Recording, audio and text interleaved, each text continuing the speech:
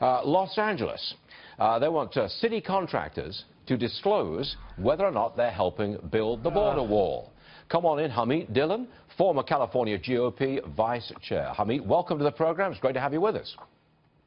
Great to be here, Stuart. Seems to me that they're trying to intimidate anybody who's got anything to do with building the wall. Which side of the fence are you on? Which side of the wall are you on? Sorry.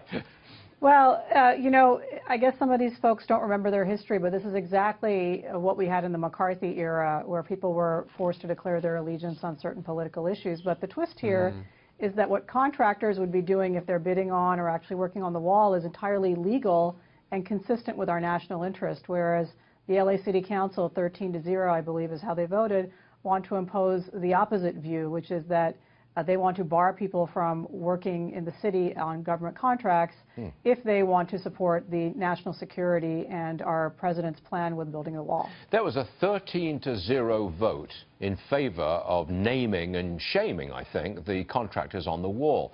What's the general feeling in the state of California?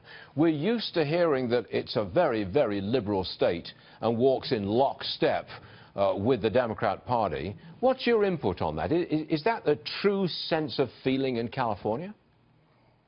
Well, not at all. You know, we have the same law, by the way, that's being proposed in our Sacramento, in our legislature. And so I think there's a dichotomy between the very liberal union-funded politicians who represent many of the urban areas like San Francisco, where I'm from, or Los Angeles, versus the hardworking people who have businesses and who just want to get by, make sure their children are educated, and be safe from crime and from our sanctuary city scourge that we have here.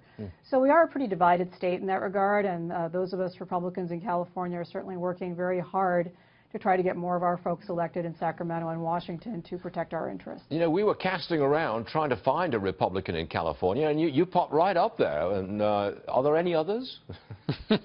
Oh, there are a few of us. I represent California on the Republican National Committee with two other colleagues, and it's let's just call it a challenging place. But we also are inspired by the fact that Ronald Reagan came from here, and other great American leaders, and it's a beautiful state. So look, I got my start. I got my start there. Again. I lived in San Francisco for 4 or 5 years back in the 1970s. Wonderful place, fantastic state.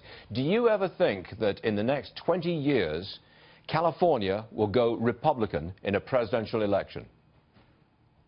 I think we can, and I'm certainly here, as with my other Republican colleagues, to work hard to achieve that goal. If I didn't feel that way, I'd have to give up hope. So we're definitely hopeful that we can make California great again. I don't want you to move to Texas, okay? And don't do that, please. Harmeet, thanks for joining us. We do appreciate it. Thanks very much indeed. Sure. My pleasure.